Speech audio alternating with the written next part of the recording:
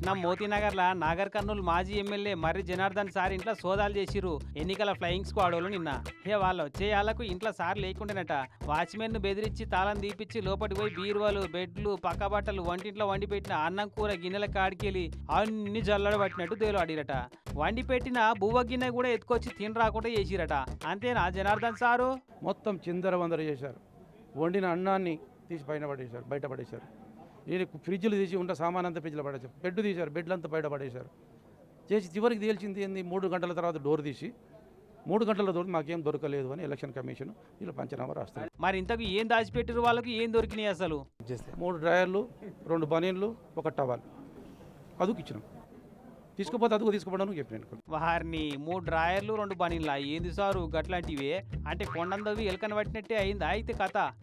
పోలీసులకు ఇవి దొరికినాయి.